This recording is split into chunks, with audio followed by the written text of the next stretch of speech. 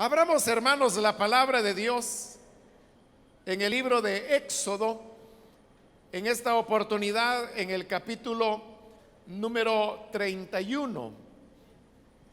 Los días miércoles hemos venido estudiando el libro de Éxodo desde hace ya algunos años y vamos avanzando versículo a versículo en el estudio de este libro, y así es como hemos llegado al capítulo 31, donde hoy vamos a leer la palabra del Señor.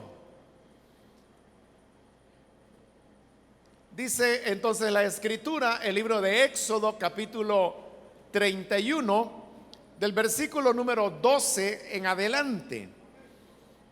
El Señor le ordenó a Moisés: diles lo siguiente a los israelitas: ustedes deberán observar mis sábados.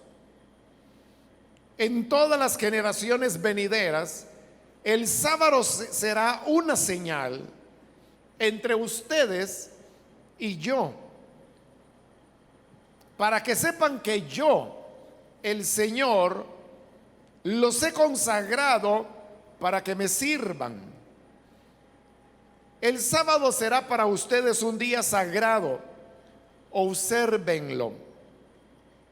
Quien no lo observe será condenado a muerte. Quien haga algún trabajo en sábado será eliminado de su pueblo. Durante 6 días se podrá trabajar, pero el día séptimo, el sábado, será de reposo consagrado al Señor. Quien haga algún trabajo en sábado será condenado a muerte. Los israelitas deberán observar el sábado. En todas las generaciones futuras será para ellos un pacto perpetuo, una señal eterna entre ellos y yo. En efecto, en 6 días hizo el Señor los cielos y la tierra, y el séptimo día descansó. Y cuando terminó de hablar con Moisés en el monte Sinaí, le dio las 2 tablas de la ley, que eran 2 lajas escritas por el dedo mismo de Dios. Hasta ahí dejamos la lectura. Pueden tomar sus asientos, por favor, hermanos.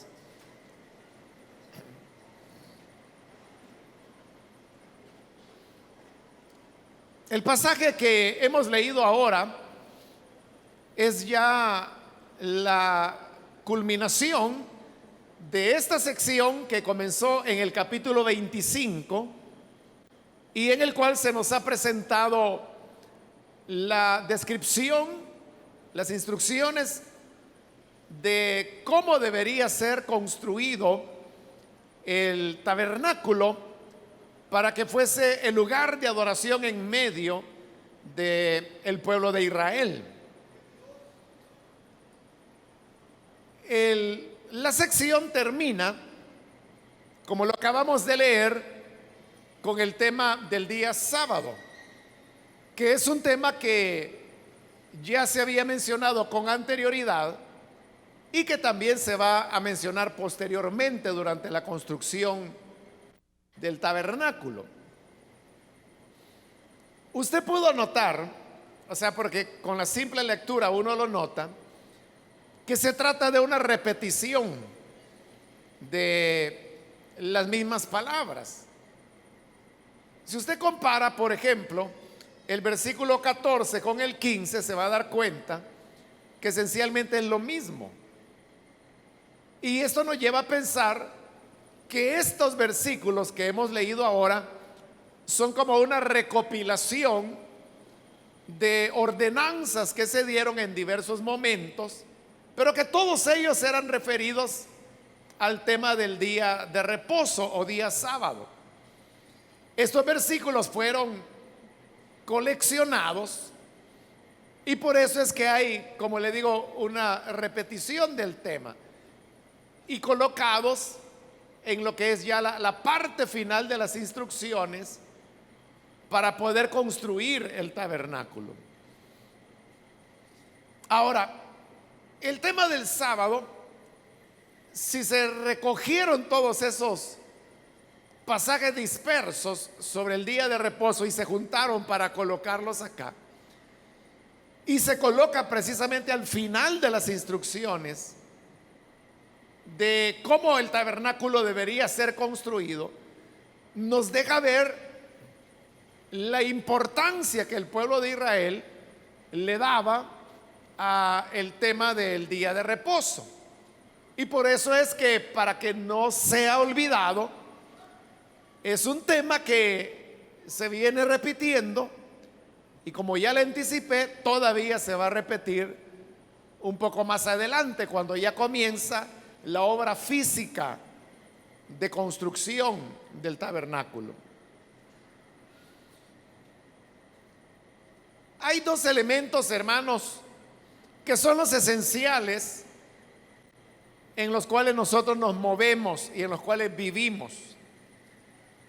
Nosotros nos movemos en un espacio físico y en un tiempo establecido. Es decir, espacio y tiempo son los dos grandes elementos del universo en los cuales nosotros vivimos, nos desempeñamos y hacemos todo lo que somos. Si no hubiese espacio, no podríamos nosotros vivir. Y de igual manera, si no existiese el tiempo, entonces eso sería una negación de la vida misma y de la existencia. Hablando acerca del espacio, usted sabe que vivimos en un mundo tridimensional, es decir, tiene tres dimensiones. Vivimos en un espacio que tiene longitud, anchura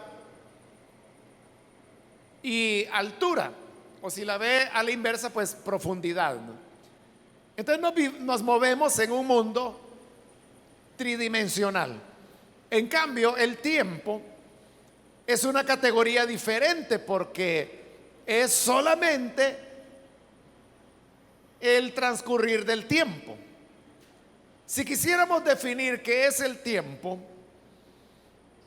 nos meteríamos en un problema, porque definir el tiempo es un tema que ha ocupado no solamente a muchos filósofos, sino también a teólogos, sin que ninguno de ellos haya podido llegar a definir exactamente qué es el tiempo. Es un poco paradójico, porque todos tenemos conciencia del tiempo y podríamos decir que todos sabemos qué es el tiempo. Pero si yo le digo, defíname qué es el tiempo,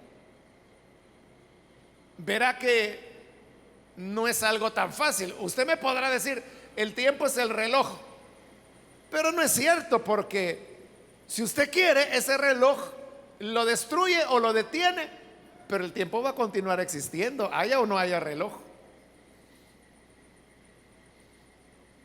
Y por eso es que, como le decía, hasta teólogos, comenzando con Agustín, considerado uno de los padres de la iglesia y uno de los más grandes teólogos que el cristianismo ha tenido, él aborda el tema del tiempo y él se pregunta qué es el tiempo, pero sin poder llegar a una definición de qué es esto.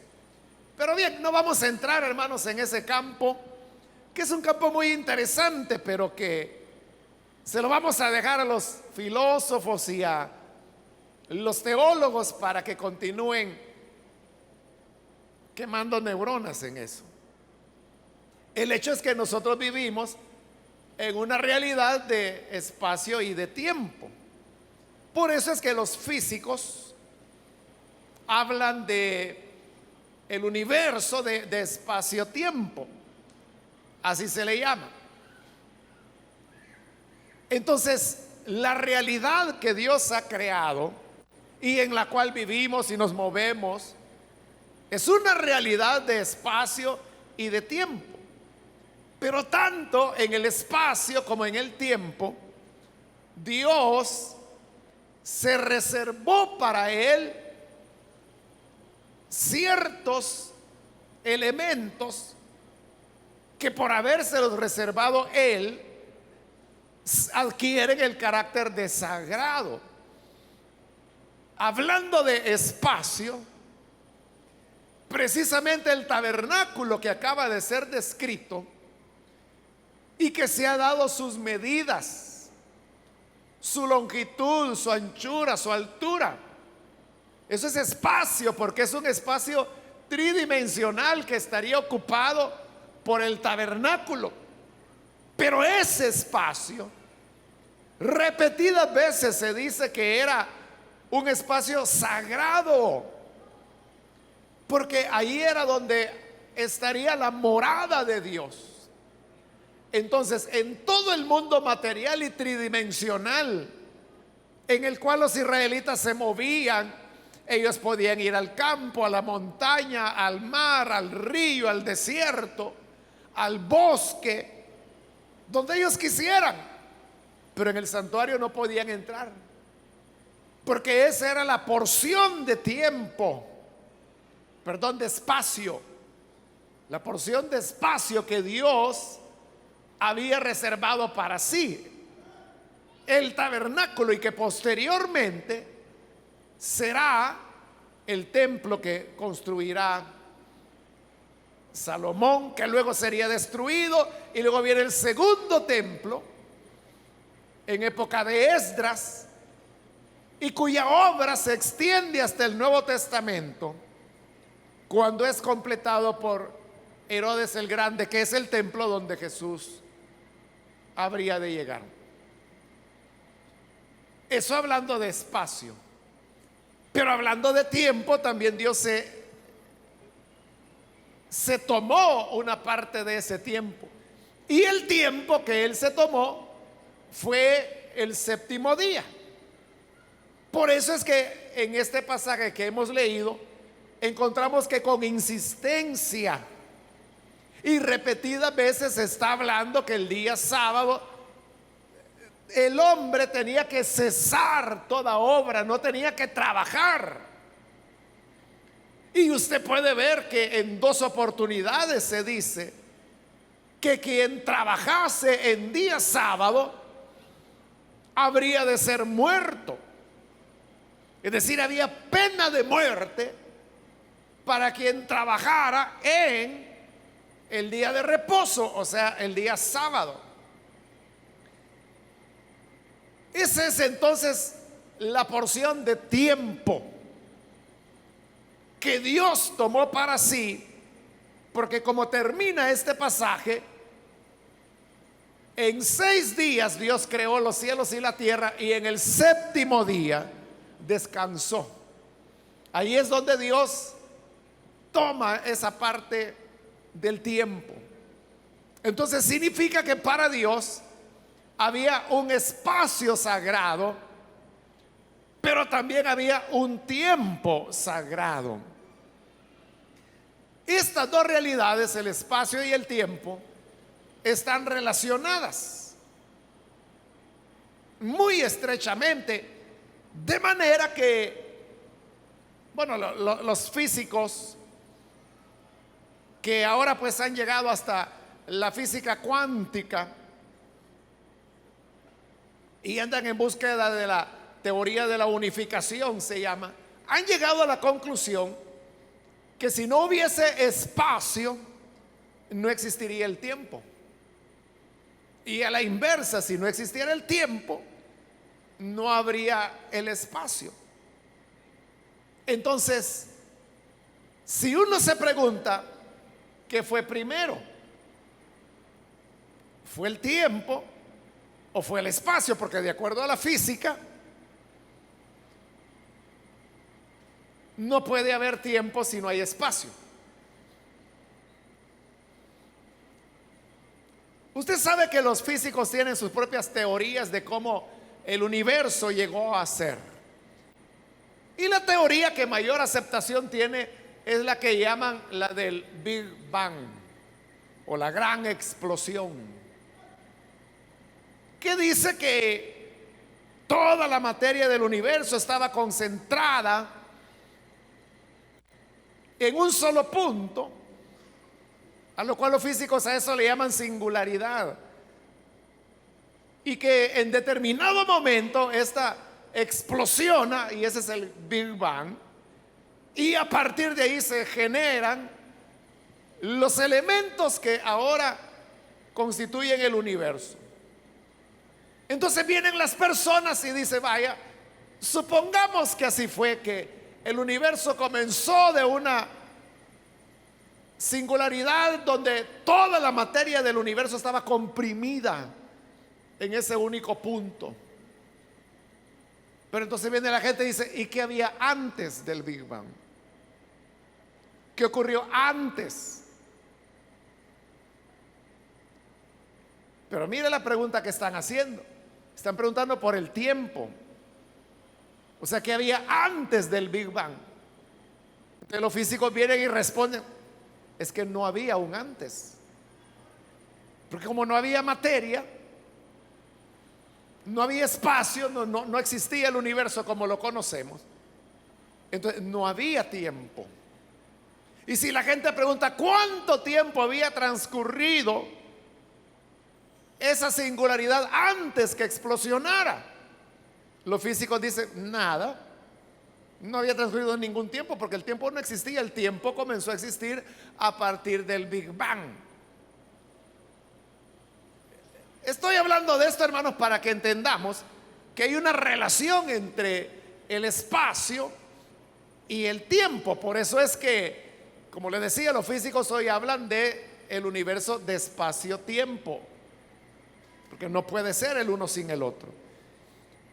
Si esto lo llevamos a las relaciones de Dios con su pueblo, y nosotros nos preguntamos qué era más importante para Dios, el espacio sagrado o el tiempo sagrado, porque ya dijimos que Dios tenía ambas cosas, un espacio sagrado en el mundo tridimensional que era el tabernáculo, pero en la línea de tiempo también tenía un tiempo sagrado que era el día de reposo. Y si uno preguntara qué era más prevaleciente, o pongámoslo en este otro término, ¿qué era más sagrado? ¿El espacio reservado por Dios o el tiempo que Él había reservado? La respuesta es que para Dios era más importante el tiempo sagrado que el espacio sagrado. ¿Por qué razón? Porque Él está diciendo acá, y es lo que hemos estado estudiando en los últimos meses, cómo el tabernáculo debería ser construido, de qué materiales, de qué medidas, la hechura, todo ahí está, como lo hemos visto. Y ahora, en la primera parte de este capítulo 31 ya vimos que Dios le dice a Moisés, mira, ahí están los artistas, ahí está Bezalel y Aholía. Ellos son los que van a construir el tabernáculo. Entonces hoy tienen que trabajar para construir el espacio sagrado que Dios quiere. Pero antes de poner manos a la obra, tenemos la porción que hoy hemos leído, donde dice, diles a los israelitas, deben observar mis sábados. En todas las generaciones venideras el sábado será una señal entre ustedes y yo, para que sepan que yo, el Señor, los he consagrado para que me sirvan. El sábado será un día sagrado. Obsérvenlo. quien no lo observe será condenado a muerte. ¿Qué significa esto? Que Bezalel, Aholiab y los demás artesanos que iban a hacer el tabernáculo, los muebles, las vestiduras sacerdotales, etcétera, comenzarían a trabajar para hacer eso, pero en el día sábado tendrían que detener la obra. De manera que el tiempo sagrado era más importante que el espacio sagrado, porque la prioridad la tenía el día sábado, donde no debía hacerse ninguna obra, ni siquiera la obra del tabernáculo de Dios.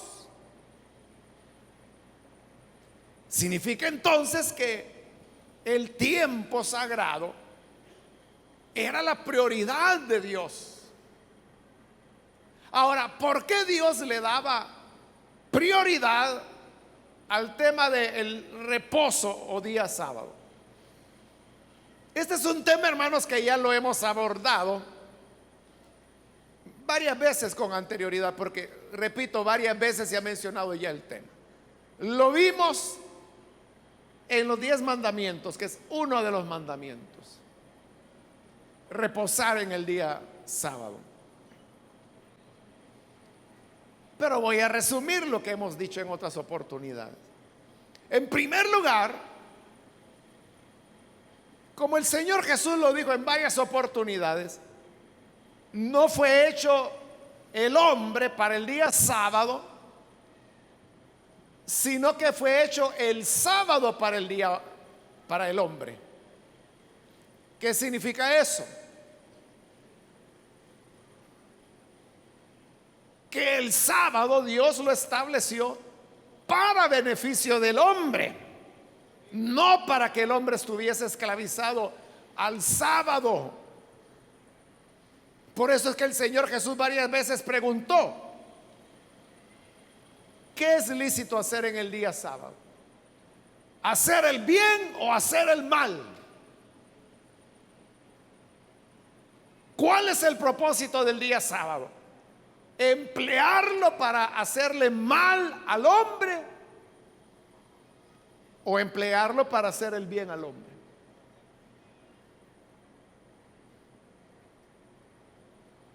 Hubo una ocasión en la cual Jesús estaba en una sinagoga y los enfermos venían a Jesús para ser sanados. Pero hubo ahí un maestro de la ley que se molestó. Y él les dijo a las personas: 6 días tiene la semana. Vengan en cualquiera de esos días para ser sanados, pero no en el día de reposo.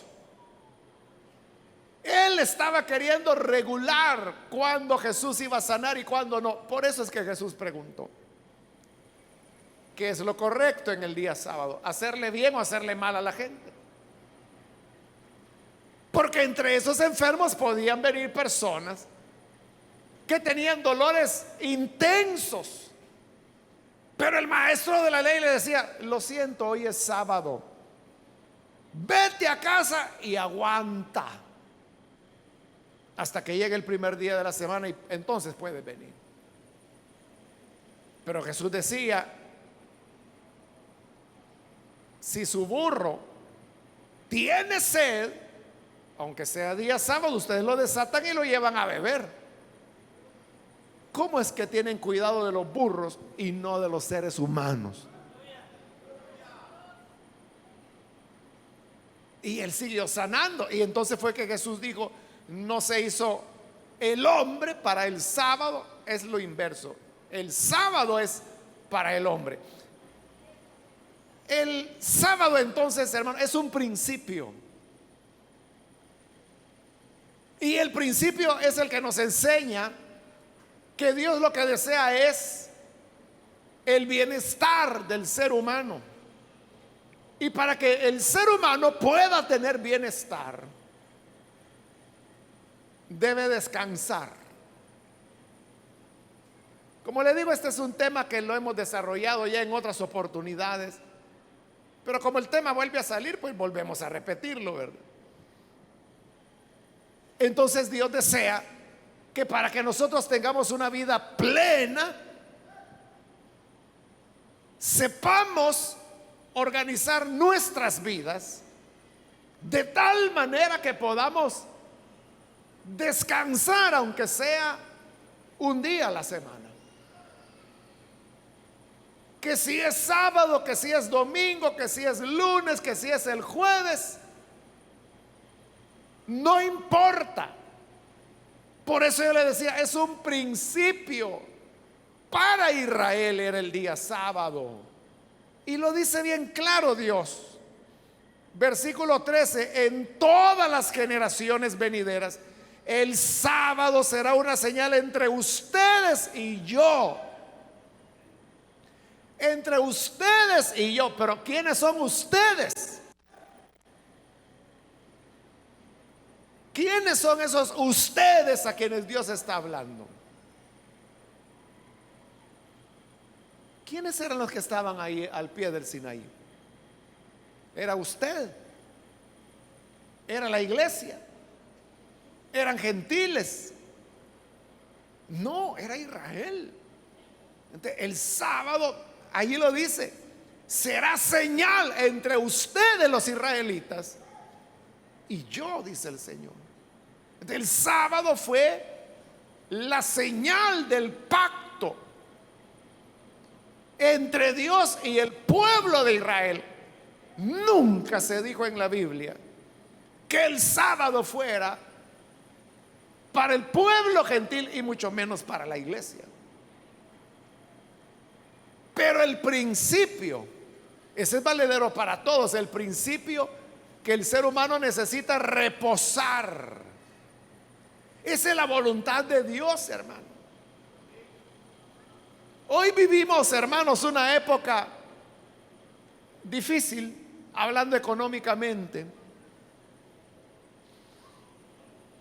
En los últimos años El Salvador ha ido creciendo económicamente, a diferencia de otros países de Latinoamérica que no han crecido o se han encogido.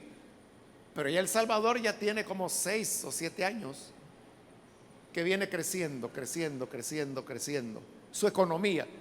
Pero claro, el crecimiento es tan poco que las personas no perciben que la economía esté mejorando, pero está mejorando. De como la desigualdad en la época, hace 8 o 9 años atrás, en que el crecimiento era negativo o era cero. Entonces, eso provocó tal carencia en la población que las personas se ven hoy, aunque la economía esté creciendo, con recursos limitados. Y frente a los recursos limitados, entonces, ¿dónde viene lo que el salvadoreño llama la rebusca? Entonces, no basta con que la persona tenga un empleo, tiene que rebuscarse. Y la rebusca puede ser que pone un negocito, que compra desodorantes en la frontera y los va a vender del otro lado del país, que encontró aguacates, que encontró, o sea, el salvadoreño vende hasta las piedras, ¿verdad? Y es cierto, las pintan y las venden y la gente las compra. En ese afán, cuando a la persona le dicen, oiga, ¿podría quedarse y hacer horas extras? Por supuesto, dice. O llega la época y le dice, bueno, ahora le corresponden a usted sus 15 días de vacación. Y viene el hermano y le dice, mire jefe, fíjese que realmente, de todas maneras, si me da las vacaciones yo ni salgo. Mejor las voy a trabajar, así gano un poquito más. Y es cierto, gana un poquito más. Pero el problema es que al no descansar, al dejar de lado el principio, que ya dijimos que para Dios era más importante, esa es la prioridad, el tiempo sagrado, más que el espacio sagrado.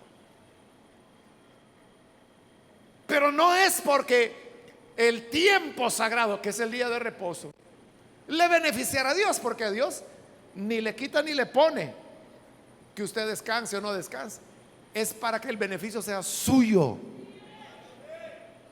Entonces, para Dios la prioridad es su bienestar. Y por eso es que lo repite y lo repite y lo repite. Si usted es joven, usted puede aguantar, hermano, años trabajando, trabajando sin cesar, pero va a llegar un momento en que su cuerpo le va a pasar la factura. Lo que ocurre, hermanos, es que Dios diseñó nuestro cuerpo de tal manera que es aguantador. En verdad, el cuerpo humano es aguantador. Por eso es que abusamos tanto nosotros. Abusamos tanto. Pero eso no significa que a la larga el cuerpo no le va a pasar factura, y cuando se la pase, se la va a pasar bien. Entonces es cuando lo van a hospitalizar. Y lo que usted pudo ganar con esas horitas extras, eso va a ser una neblina que el viento va a soplar frente a todo lo que usted tendrá que pagar en cuestiones de salud, o que tendrá que perder por incapacidades,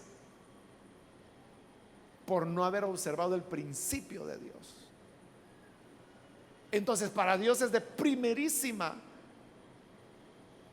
prioridad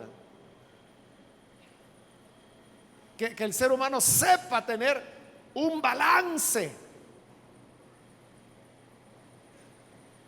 Usted no le sirve de mucho a Dios muerto. Usted no le sirve de mucho a Dios enfermo, enferma. No le sirve así mucho a Dios. ¿Cómo el ser humano puede entonces tener un equilibrio y poder continuar en su vida? Es aprendiendo a dosificarse. Y es muy sencillo, hermanos. Es tan fácil como lo dice ahí. Un día a la semana en donde no hace nada, solo descansa. El sábado no era un día de culto, simplemente era un día que no se hacía nada. La tentación principal que los hijos de Dios tenemos es que decimos: sí, hoy no tengo que ir a trabajar, pero yo me voy a hacer la obra de Dios. Hoy es el día que aprovecho para visitar hospitales, para visitar a los hermanos, para hacer la célula, para hacer reuniones. Vamos a tener una vigilia. Y eso es descansar. Y usted dirá: ah, no, pero es la obra de Dios. La obra de Dios es primero. No, no, no. Dios dijo: lo primero es que descansen. Pero Señor, si es el tabernáculo que tú dijiste, sí, 6 días trabajarán, pero el séptimo descansen. Pero vamos a hacer el incienso. No, descansen. Y el que trabaje, que lo maten. Así de severo, versículo 14, que es el versículo que se repite. Dice: el sábado será para ustedes un día sagrado, obsérvenlo. Vaya, oiga, quien no lo observe será condenado a muerte. Quien haga algún trabajo en sábado será eliminado de su pueblo. Y si no lo oyó, lo repite en el 15 de nuevo. Durante 6 días se podrá trabajar, pero el día séptimo, el sábado, será de reposo consagrado al Señor. Quien haga algún trabajo en sábado será condenado a muerte. Entonces vea, el que Bezalel dijera: no, yo voy a seguir trabajando porque estamos haciendo el tabernáculo, Dios decía: no, Es decir, que usted no puede tomar el hacer la obra de Dios como excusa para no trabajar. Por eso, hermanos, es que tanto hemos insistido en que respeten el día de la familia. Así le hemos llamado desde que comenzamos a trabajar con el modelo celular en el año de 1986. Que hay un día a la semana que usted no tiene ni que venir a la iglesia, ni hay actividades en las zonas. Por eso se llama el día de la familia. Dedíquelo a su familia, dedíquelo a descansar. Haga lo que a usted le gusta hacer. Si le gusta andar ahí en chancletas, está bueno. Si le gusta andar sin camisa, ahí ande pelado. Pero es su día. Pero ¿qué ocurre con muchos líderes o supervisores? Y aquí ha de haber bastantes. Que lo que dicen, bueno, hoy no hay culto ni hay nada en la zona. Hermano, juntémonos para orar. Qué necio, que no entiende. No he entendido todavía. Se lo vuelvo a leer, versículo 14. Quien no lo observe será condenado a muerte. Todavía no entiende. El 15 lo repite. Quien haga algún trabajo en sábado será condenado a muerte. ¿Entiende? Es decir, si usted es miembro de una célula, o si usted es líder y su supervisor dice, mire, el jueves, el martes, el día que sea que a su distrito le toca descansar, y le dice, mire, vamos a tener una oración, yo no voy.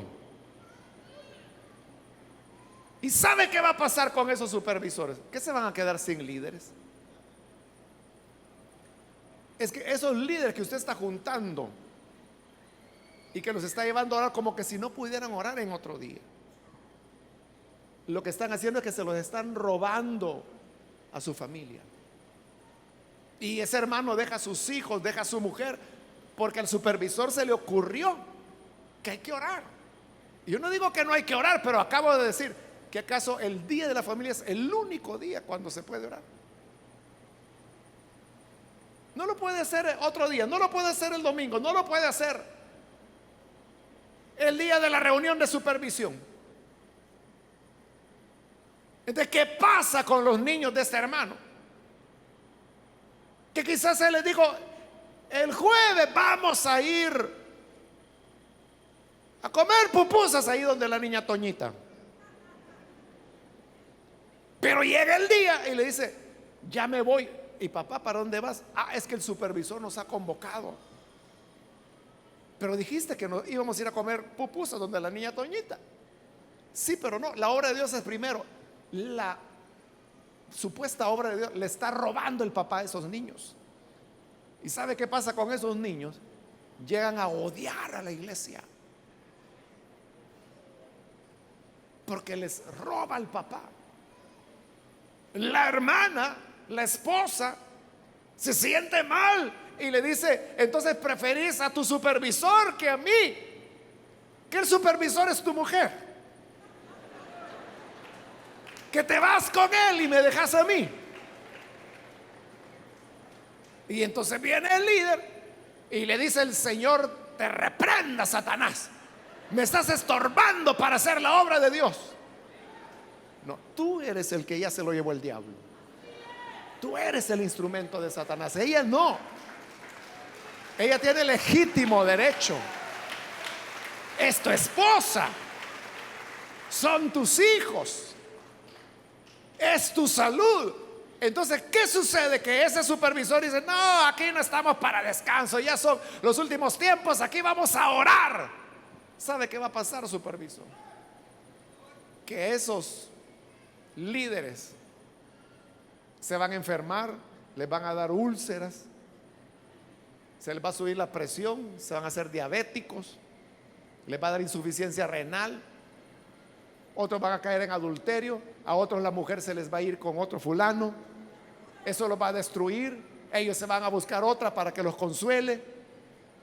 Entonces al final te vas a quedar sin líderes, simple y sencillamente porque no entendimos que la prioridad de Dios es el tiempo sagrado. Pero repito, no sagrado para Él, es para nosotros.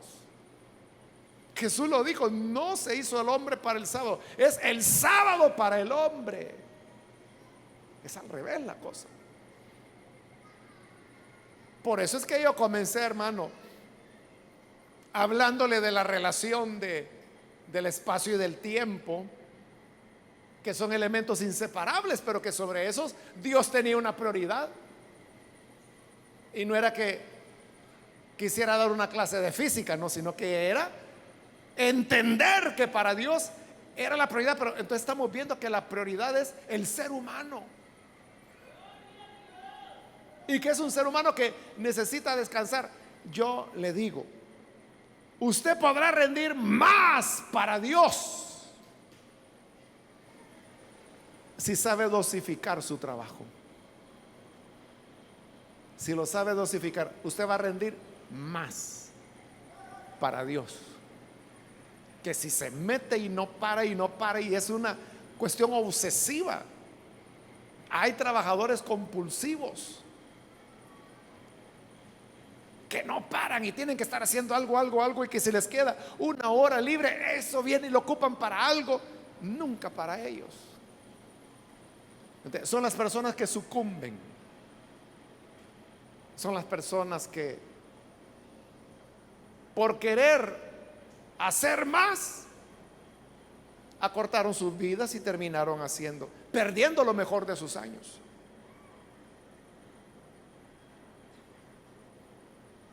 Por eso bien dicen, ¿verdad?, que el que mucho abarca. Pero si usted va, es que se trata de una maratón, hermanos. O sea, si el Señor dijera, me van a servir por 2 años, ahí métale con todo, que no importa que termine con úlceras, pero 2 años rápido pasa. Pero no, el Señor quiere que le sirvamos a largo plazo.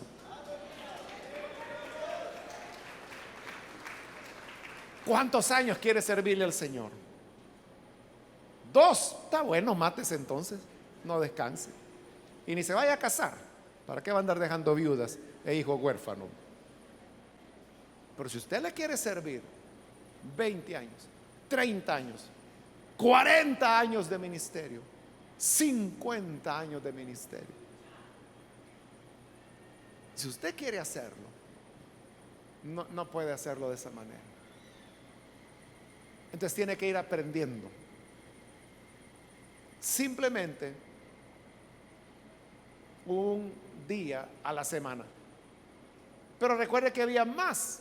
Por eso es que ahí dice el versículo 13, deberán observar mis sábados, porque no solo era el séptimo día. También recuerde que había un año sabático para la tierra. La tierra se trabajaba 6 años y en el séptimo año no se trabajaba, se dejaba ociosa. Es decir, que el israelita por cada 6 años de trabajo tenía 1 año de descanso.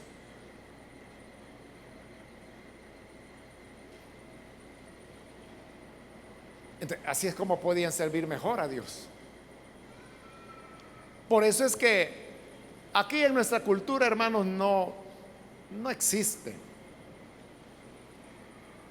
Pero por ejemplo, en países del primer mundo, donde el cristianismo tiene cientos de años, ¿no? Aquí en nuestro país apenas vamos por el primer siglo de cristianismo. Pero en otros países donde el cristianismo tiene 200, 300, 500 años. Por eso es que los ministros tienen lo que llaman el año sabático. Cada denominación lo hace de manera diferente, pero más o menos es eso, ¿no? Que por cada 6 años el ministro tiene 1 año de no ministrar. Ese año normalmente los dedican algunos a estudiar, otros a escribir libros, otros a replantearse acerca de qué van a hacer en lo que continúa. Pero es un año muy relajado. Y otros lo agarran de andar paseando, ¿no? Otras denominaciones es que por cada 3 años de trabajo les dan 6 meses sabáticos, es decir, que no trabajan por 6 meses. Y eso es lo que les permite a ellos el poder desarrollar ministerios de larga duración, ¿no? Pero como en nuestro caso no es así, nosotros, no, Cristo ya viene, hay que meterle 6 meses de vacación. No, hombre, si las almas se están perdiendo cada día, no sé cuántos se van al infierno sin conocer a Cristo, yo no puedo estar durmiendo. Y entonces, al no descansar, acortan su ministerio. Y estando en una edad cuando pudieran ser muy productivos. Porque el ministerio tiene esta característica, hermanos, que a mayor madurez el ministro tiene, mejor ministro es. O sea, para otro tipo de trabajo, si es para ser vendedor, por ejemplo, ahí sí se necesitan jóvenes que anden de casa en casa vendiendo licuadora. Pero el trabajo del ministerio es un trabajo de carácter y de sabiduría y de acumulación de experiencia. Entonces, a mayor edad del ministro, más es su peso. Nótelo bien.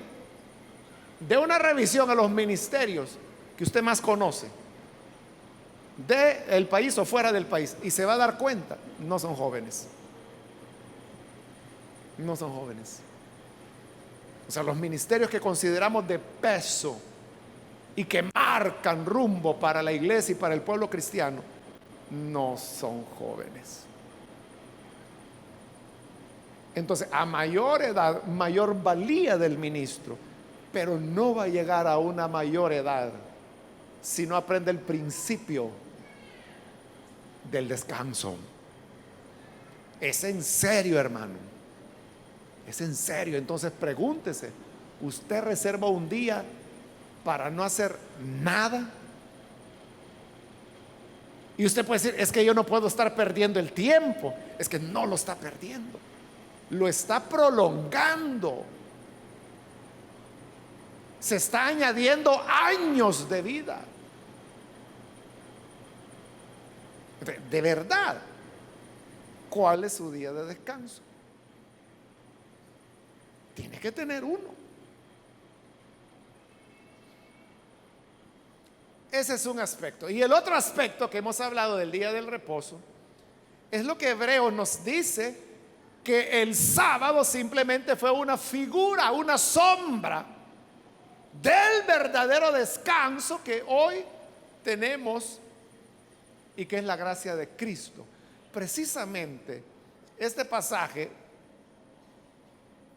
el versículo 17, donde dice: señal eterna entre ellos y yo. En efecto, en 6 días hizo el Señor los cielos y la tierra, y el 7º día descansó. Ese pasaje exactamente es el que toma Hebreos para enseñarnos que hay un descanso para los que creen. Y es que así como Dios descansó de sus obras de creación, nosotros descansamos de nuestras obras en la gracia de Cristo, porque no es por obras, es por fe.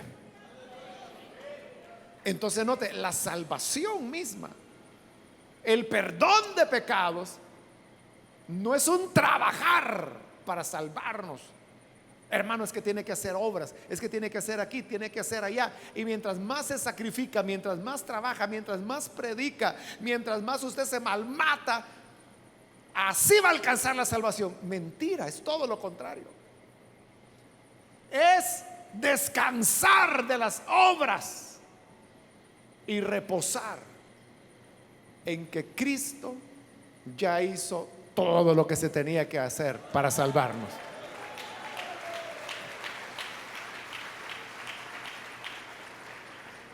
Es igual, hermanos, que cuando una persona se está ahogando.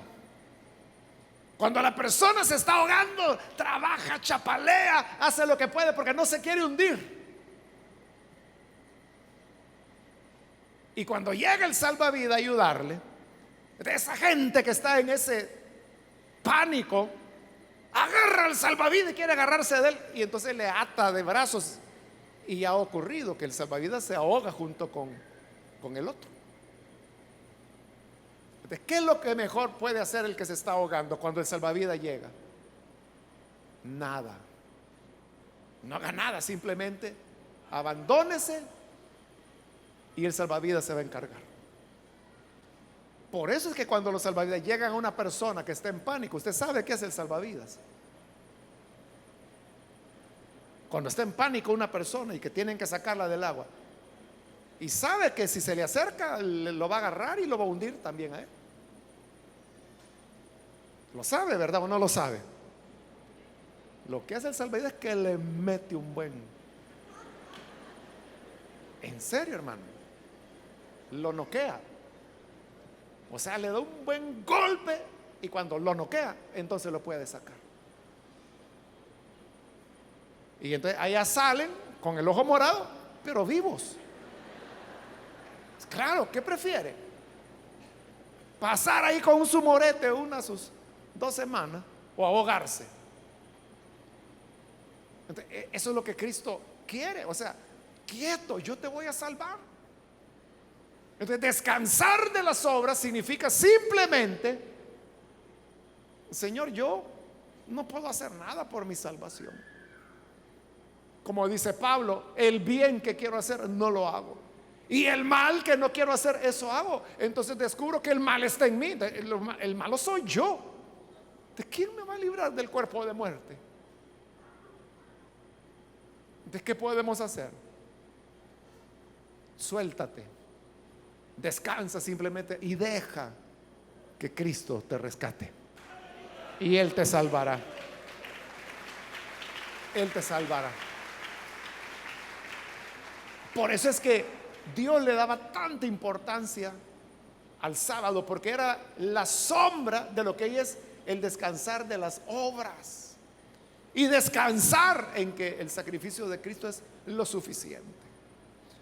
Quiero terminar ya, hermanos. Como le dije, con este pasaje estamos finalizando la parte de las instrucciones, pero no quiero pasar de largo el versículo 18, que es el cierre, porque ahí dice: y cuando terminó de hablar con Moisés en el monte Sinaí, el Señor le dio las 2 tablas de la ley, que eran 2 lajas escritas por el dedo mismo de Dios. O sea, Dios había escrito en 2 tablas de piedra la ley, que es la que le entrega a Moisés, y Moisés ahora la tiene que llevar al pueblo. En los pactos era común que se escribieran 2 tablas, que podían ser de barro, podían ser de piedra. Entonces, una tabla se la llevaba uno de los que había hecho el pacto, y la otra tabla se la llevaba el otro. Algo así como que si usted hoy va a un abogado y firman una escritura de lo que sea, y le dan la copia a usted y la otra le queda a la otra persona. Pues así, por eso se hacían las 2 tablas. Pero mire qué curioso, que de las 2 tablas, las 2 se le dan a Moisés, no le queda una a Dios, porque Dios no necesita un papel para cumplir lo que ha prometido. Somos nosotros los que necesitamos recordar los términos del pacto. Entonces Dios no va a fallar, y por eso es que podemos descansar en Él, porque jamás el Señor fallará una de sus palabras. Nosotros somos los que tenemos que recordar que Cristo hizo ya lo suficiente en la cruz del Calvario, y que lo que hoy tenemos que hacer es descansar, reposar, y el que no descanse lo van a matar, dice Dios. Y así es, el que no descanse en la gracia de Dios. ¿Qué dijo Pablo? El que se aparta de la gracia ha caído, cayó. Y él dijo, no hay otro evangelio, solo el evangelio de la gracia. Y cualquier otro mensaje que sea maldito, dice Pablo. Entonces solo hay un camino, y eso es lo que nos está reafirmando el pasaje que hoy hemos leído. Vamos a orar, vamos a cerrar nuestros ojos. Señor, gracias te damos por las personas que están aquí al frente, que han venido para renunciar a sus obras vanas y descansar totalmente en la gracia que solamente tú puedes ofrecer. De igual manera, Padre, yo te pido por aquellos que a través de la televisión o la radio están abriendo su corazón para creer a tu palabra, para recibirte como Señor y Salvador. Te ruego, Padre, que les perdones, les des vida nueva, que puedan, Padre, amarte, servirte, nunca apartarse de tu lado. Pues todas las cosas son posibles para ti, y eres nuestro Redentor, que como primerísima prioridad tienes a los que descansan en tu gracia. Cuantos en ti confían no serán avergonzados, y de eso nos gozamos y te agradecemos por Jesucristo nuestro Salvador. Amén.